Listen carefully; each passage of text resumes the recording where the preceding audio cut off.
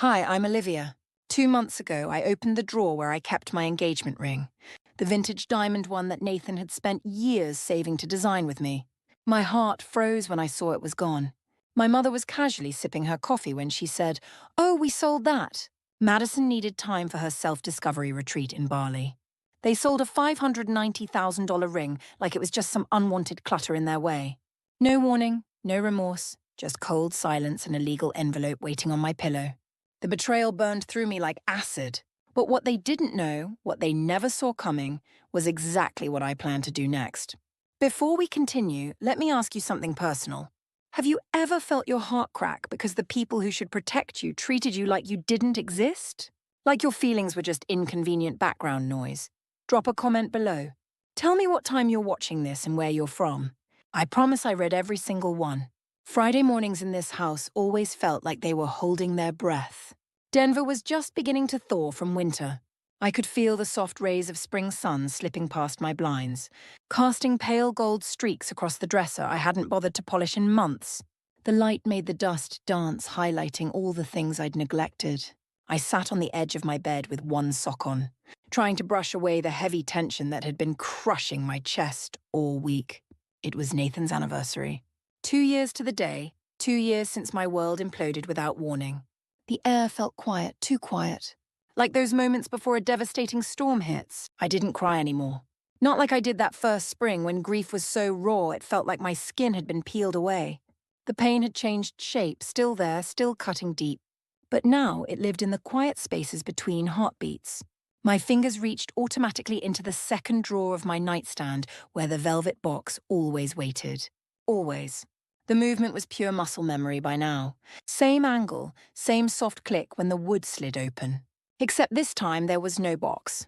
I blinked hard, then yanked the drawer wider, frantically checking the back, lifting the tissues, shuffling through old receipts, and touching a half-used candle wick I could never bring myself to throw away.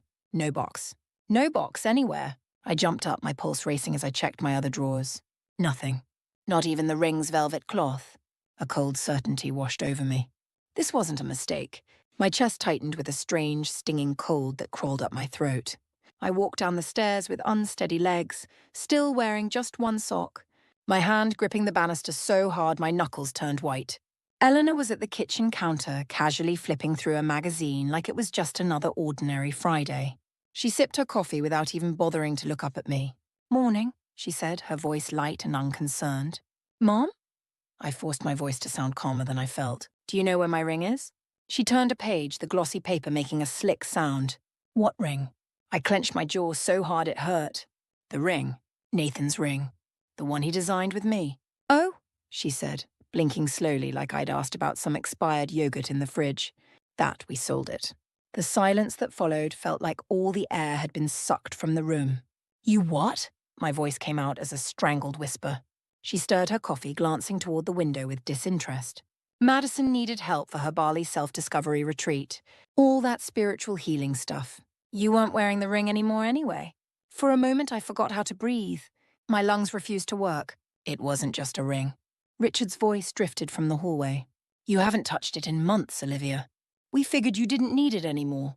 I turned, and there he stood, arms folded across his chest, with that same tired condescension in his eyes. Like I had once again failed to meet expectations I never agreed to. I stared at them both, feeling every word I wanted to scream getting trapped somewhere between my ribs and my throat. "You sold something that wasn't yours," I finally managed to say. Richard shrugged dismissively. "Well, technically." "No," I cut in, my voice suddenly stronger, fueled by rage. "No, that ring was mine. Nathan designed it with me. We chose that vintage diamond together.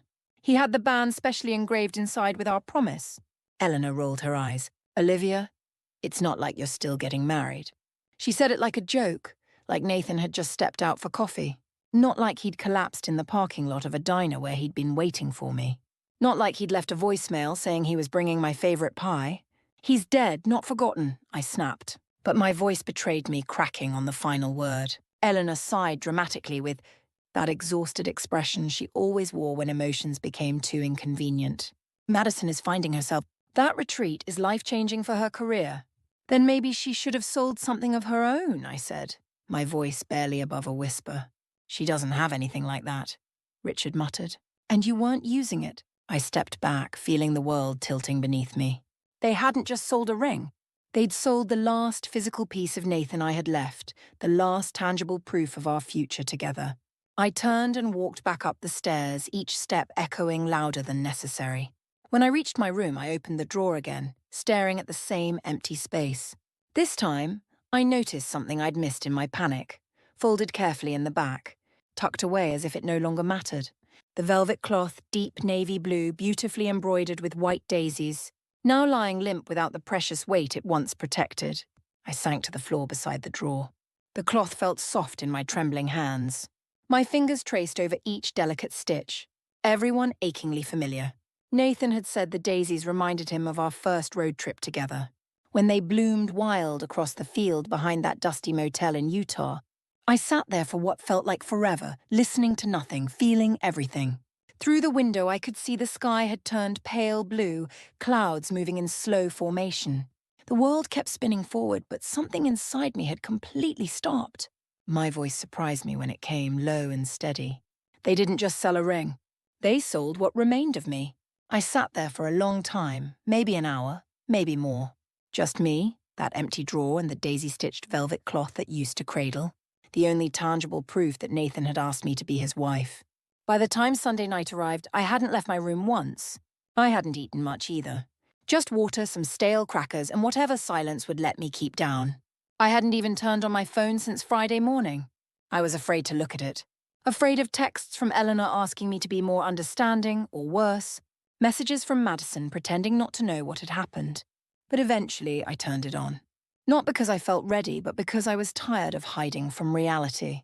The screen lit up, and the first thing I saw made my stomach twist into a painful knot.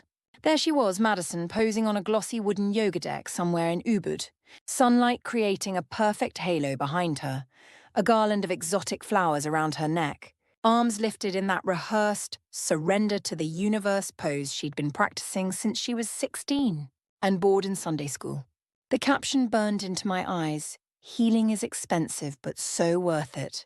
Grateful to my amazing family for believing in my journey." A heart emoji, a lotus flower. The comments were flooding in like worshippers.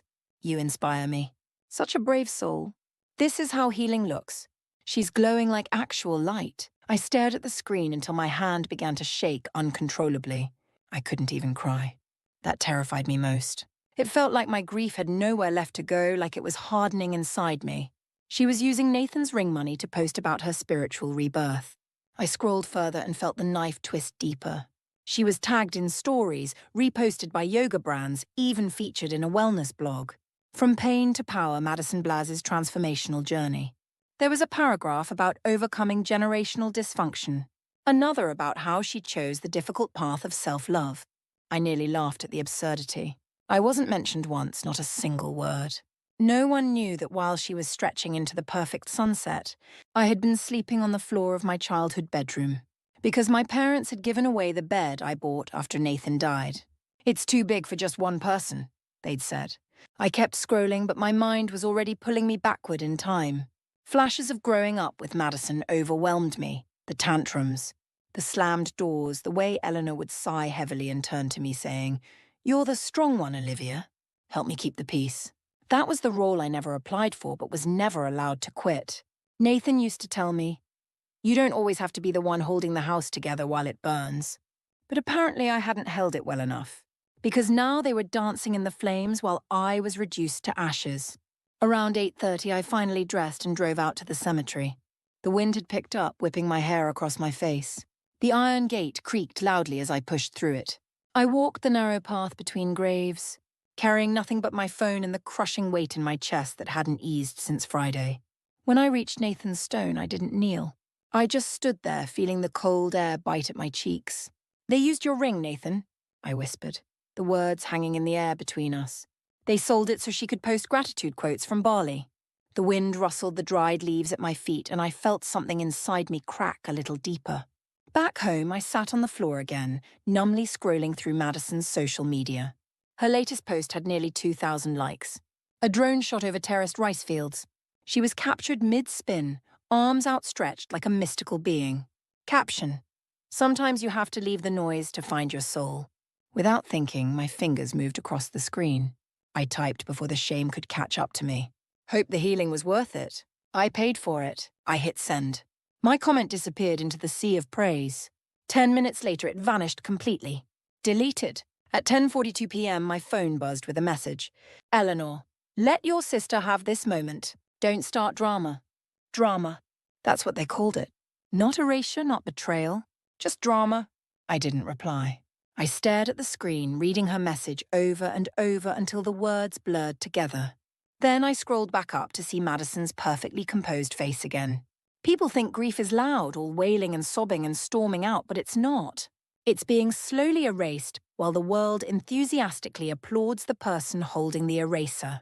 I wasn't trying to start drama. I just desperately didn't want to disappear again. Apparently in this family, even the simple act of existing outside their carefully crafted script counted as rebellion. 3 days had passed since my comment vanished from Madison's post. Just like I was supposed to vanish, apparently. I sat at the kitchen table mid-morning, the same table where I'd eaten cereal since I was 7 years old. A small folder lay in front of me, neatly closed, everything inside precisely stacked.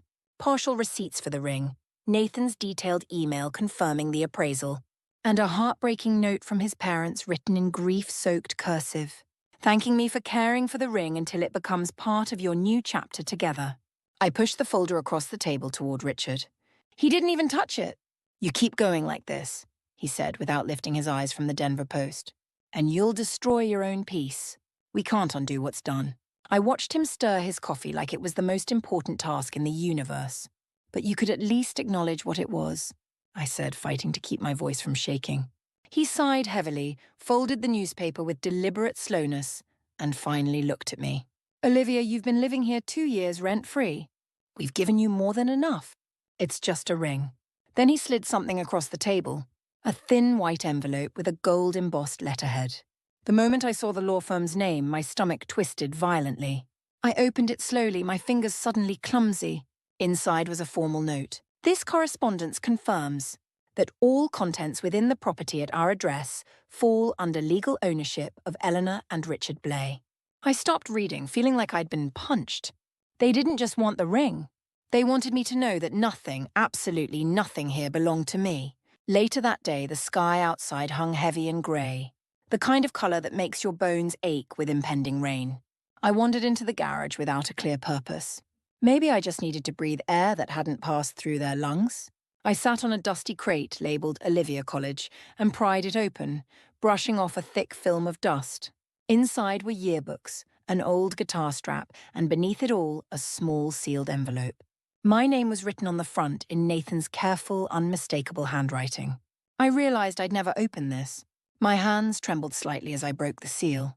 Inside was just a sticky note, faded yellow but perfectly intact. Don't let them take your voice or your worth. I sat frozen, unable to move.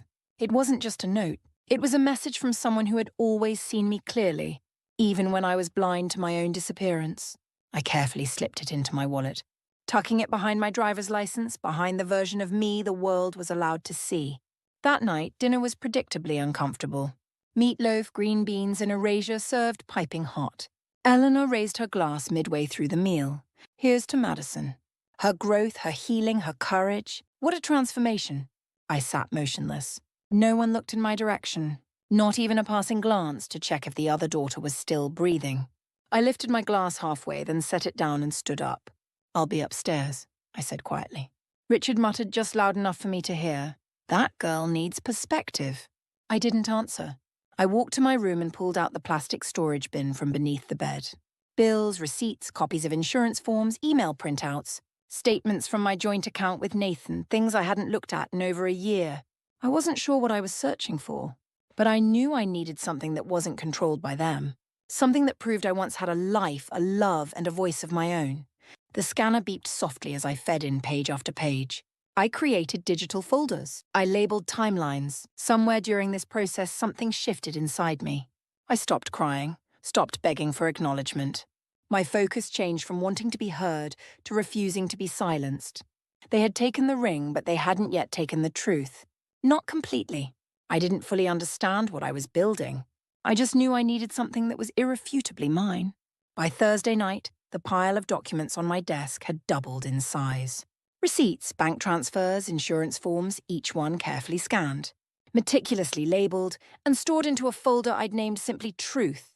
There was no grand master plan, no legal motion drafted yet. Just me gathering thread after thread before someone else could yank them from my hands.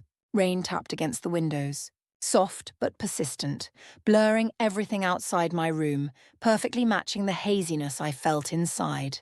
I sat at my laptop highlighting a paragraph from one of Nathan's old emails. When I accidentally brushed the trackpad, an old browser tab suddenly opened, something I must have bookmarked a year ago and forgotten. It was a podcast. Autoplay kicked in, and then I heard her voice filling my room. Healing begins when we decide to release the roles other people force us into. Madison. I froze completely.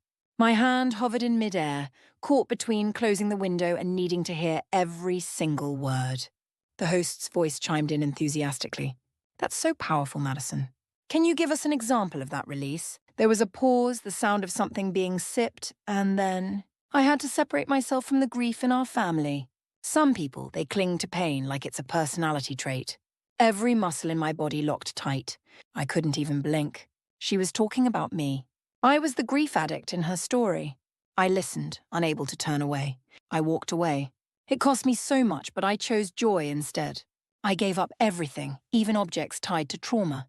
You can't move forward while dragging symbols of emotional debt behind you. I mean, rings. They're just objects soaked in pain. I don't remember hitting pause. I just remember staring at my reflection in the dark monitor. A face looking back at me that I barely recognized anymore. 50,000 listens. 50,000 people had heard my story, twisted beyond recognition and sold back as her inspirational brand. She'd transformed Nathan's ring into a metaphor for toxicity. Our grief, our love, reduced to clickbait content. I didn't scream. I didn't throw the laptop. I just sat there perfectly still. My fingers hovered for a moment, then moved with deliberate slowness. I downloaded the episode and saved it into my truth folder. Then I opened a new document and titled it Timeline of Misuse. That night, the file grew steadily, my measured breathing the only sound in the room aside from the soft rhythm of rain, and betrayal against the window. Around 10 p.m., I grabbed my coat and keys. I didn't tell anyone I was leaving. I needed to scan a few more things, Nathan's letters mostly, and the local coffee shop had both a scanner and late hours. I drove through the rain, the windshield wipers creating a hypnotic rhythm. At the coffee shop, the barista didn't ask questions when I requested to use their scanner. I ordered a black tea and found a quiet corner in the back.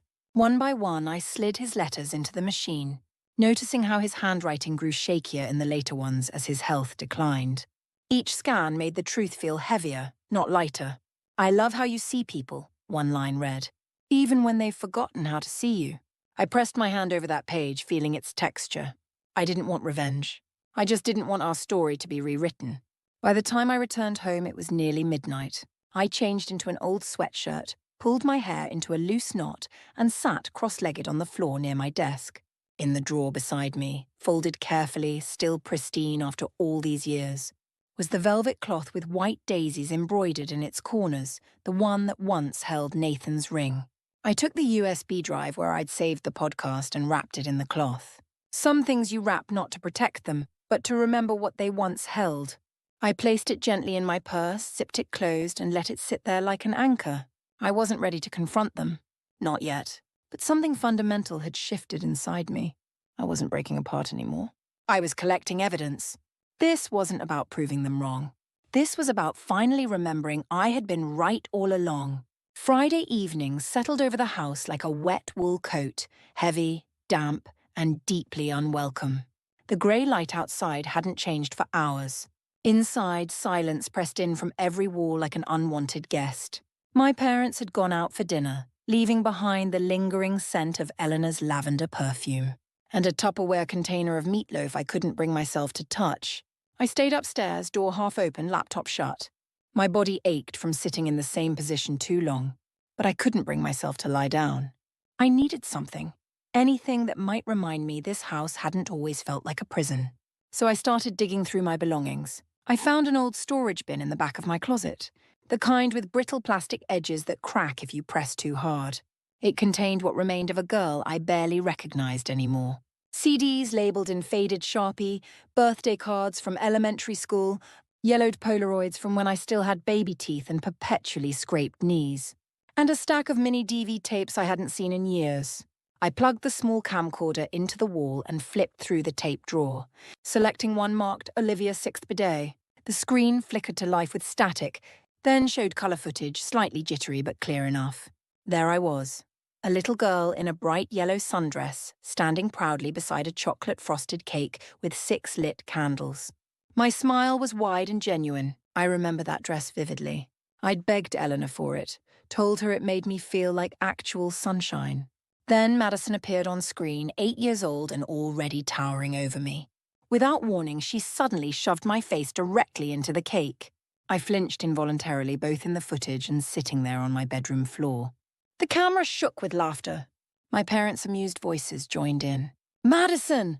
Oh my God," Eleanor said, laughing far more than scolding. Little me wiped frosting from my eyelashes, looking around for help that never came.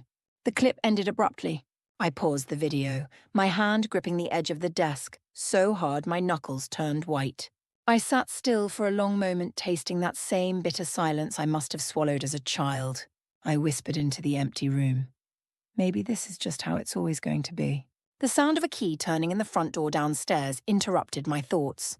I heard Eleanor's heels clicking on the tile floor, the familiar sound of keys dropping into the ceramic bowl, then the low murmur of her voice, probably saying goodnight to Richard before heading upstairs. But instead of going to her room, she came to mine. Light footsteps outside my door, then a knock. Before I could answer, she pushed the door open. No warning, no respect for my privacy. She stood there holding a small velvet box, navy blue and slightly worn at the corners. Her eyes didn't quite meet mine. "I was cleaning out the closet," she said softly. "Found these. Grandma Rose had promised them to you. Remember? Figured maybe now's a good time." She sat on the edge of my bed without asking permission. Opened the box. Inside were a pair of delicate pearl drop earrings. I blinked, confused about what game we were playing now.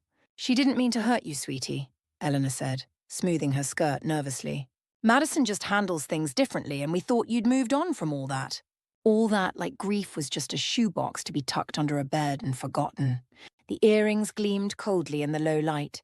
I almost reached for them. I almost let the warm glow of nostalgia dull the razor-sharp pain inside me. I almost whispered thank you. I almost forgave her. But then my phone buzzed. The screen lit up on my desk. A message from Emma, a friend from college. "Thought you should see this." I tapped the link with a growing sense of dread. It was an Instagram story. Madison again, sitting cross-legged on a sunlit patio somewhere tropical, almost certainly Bali. A pale green smoothie in her perfectly manicured hand, professional lighting softening her every feature. Her voice dripped with syrupy sweetness. Forgiveness is so powerful. Even when people lash out at you, I know it's just their pain talking. I choose to rise above. I stared at the screen, feeling like I couldn't breathe. That was about me, about my deleted comment, about the velvet cloth, about the ring, about these earrings. Every ounce of my restraint was being weaponized against me, repackaged as her saint-like patience. The wave of humiliation hit me like a physical blow, a slap I should have anticipated. Eleanor left shortly after, telling me to try and get some rest. I said nothing, just nodded. The door clicked shut behind her. Downstairs, the dishwasher hummed. The house returned to its familiar quiet, but something inside me refused to stay silent any longer. I opened my laptop. The folder marked Truth waited like an open wound. I added the screenshot of Madison's story.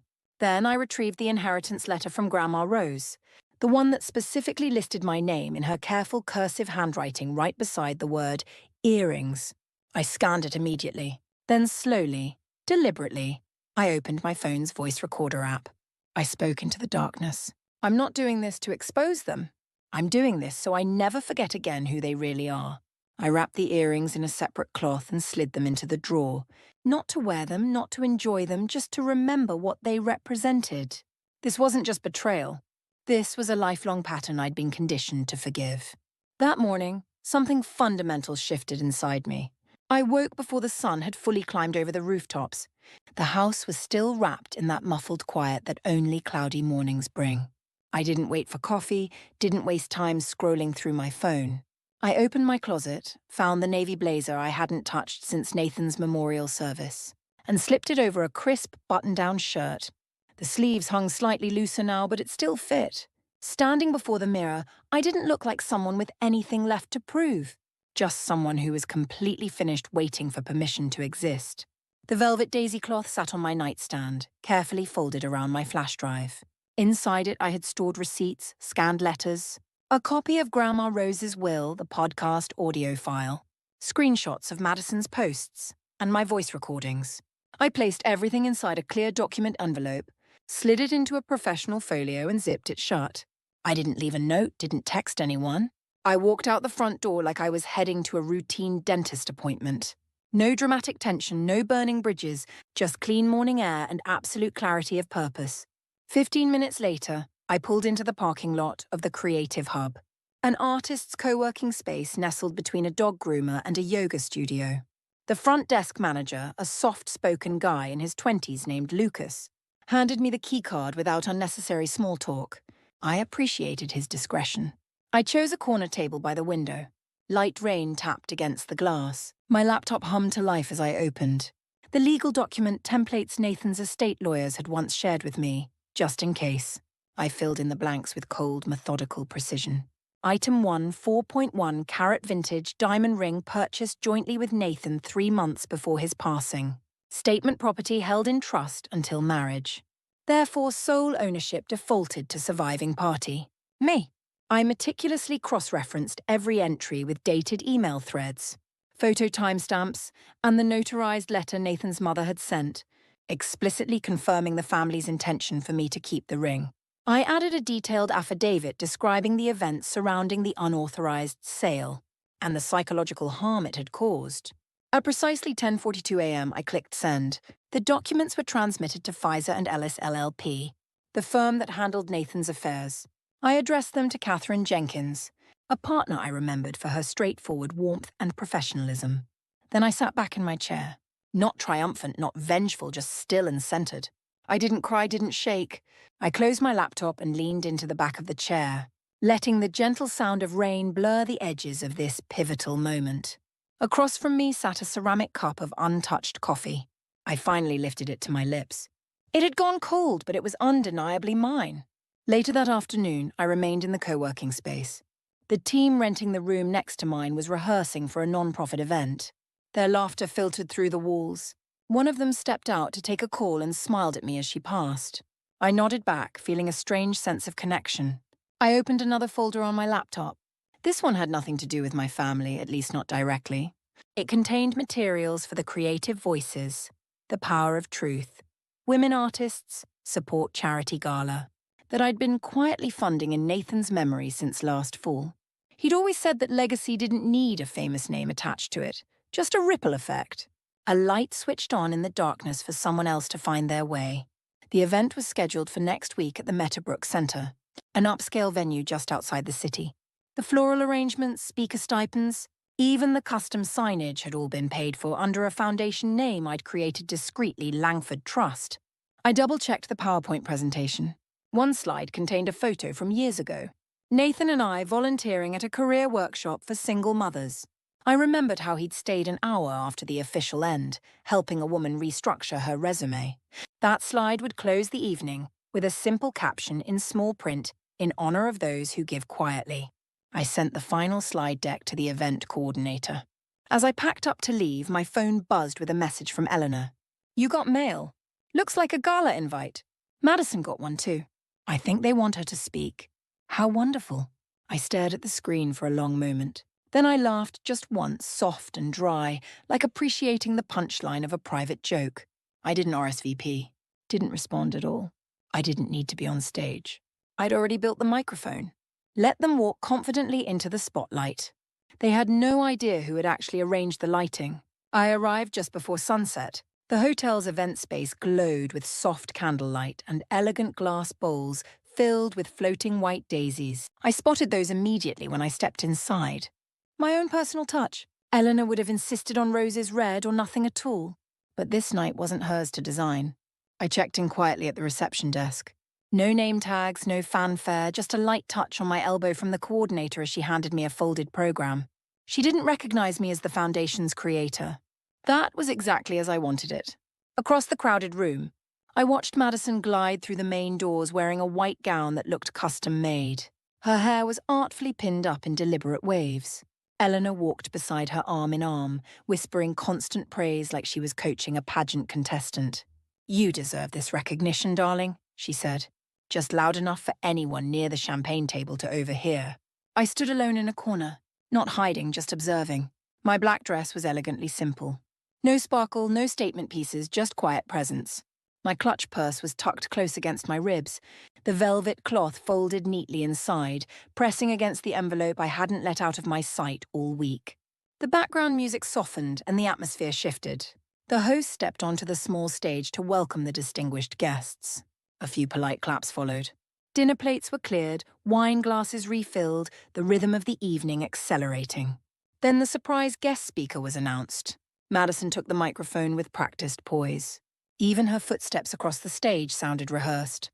I could almost hear Eleanor's proud intake of breath behind the curtain.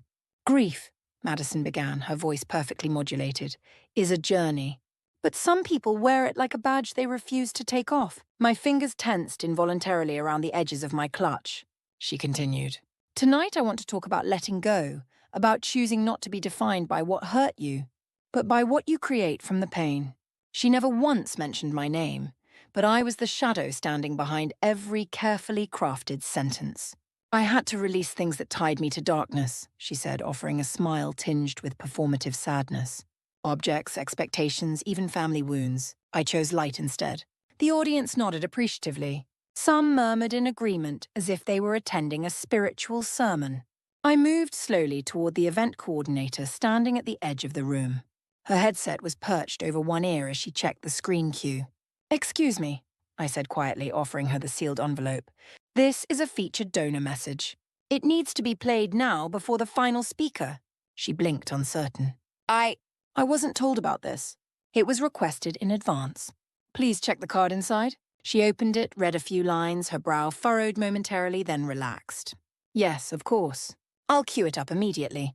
I returned to my corner. Madison was still on stage thanking the organizers, the city, and all the brave women here tonight who've overcome so much. The applause began before she even finished her final sentence, then abruptly stopped. The house lights dimmed slightly. The screen behind the stage flickered to black. White text faded in memory of Nathan Langford Hayes. A hush fell over the crowd. The video opened on my face sitting in a quiet room, speaking directly into the camera. "My name is Olivia Blay. I don't need recognition tonight. I already had what mattered most to me, and I lost it."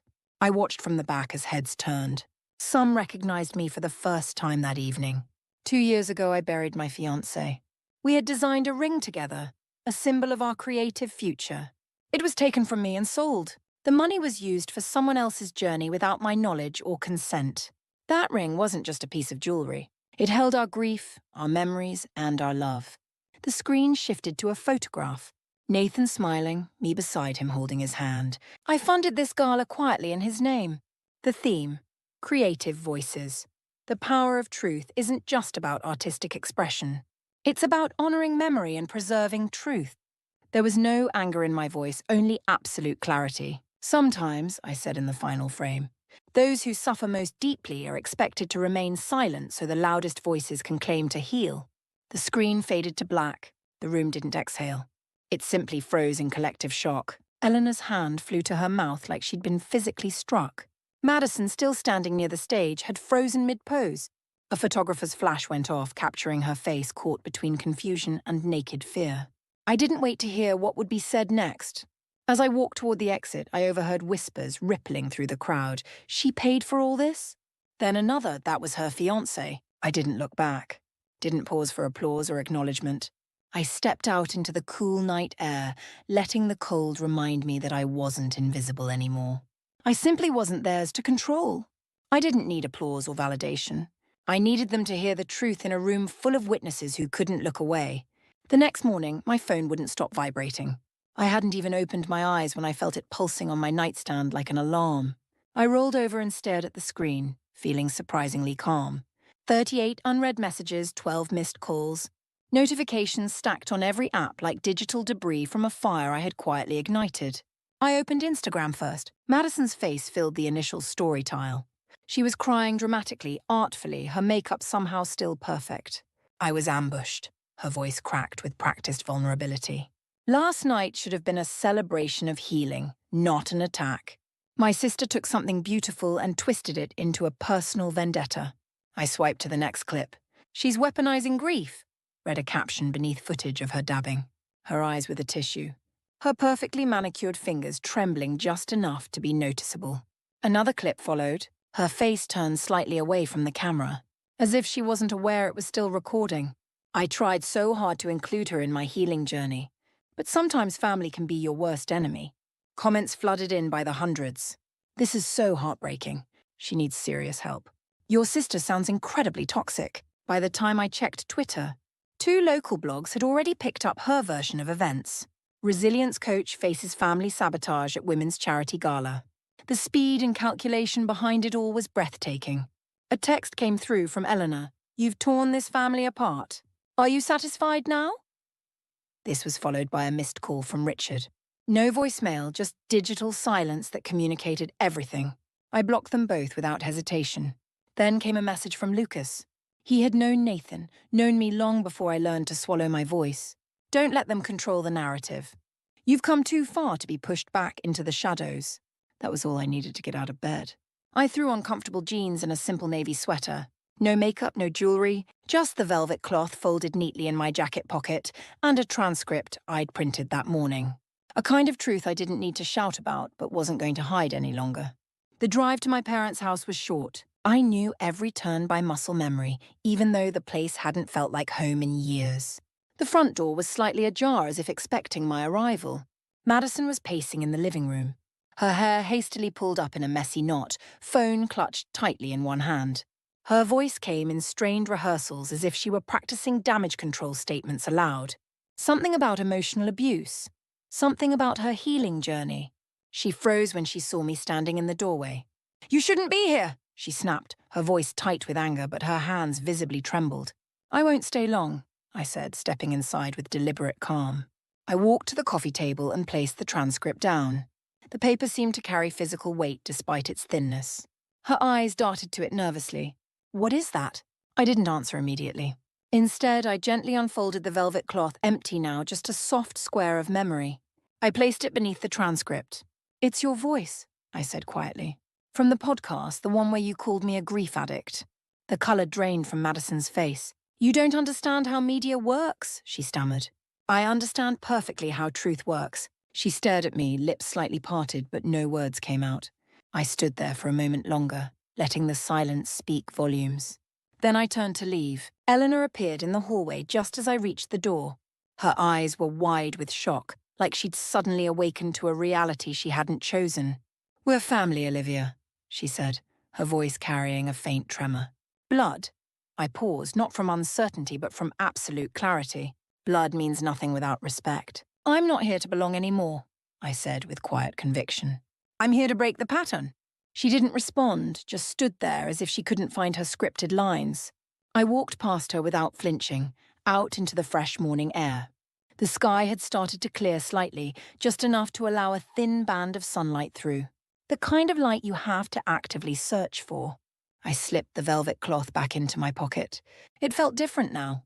Clean, completed. I didn't leave because I hated them. I left because I finally loved myself more than I feared being alone. The morning light in Napa Valley felt entirely different. Softer somehow, less accusatory. It didn't pierce through me. It gently warmed me. A breeze rolled lazily off the vineyards as I turned the key in the lock of my new studio door.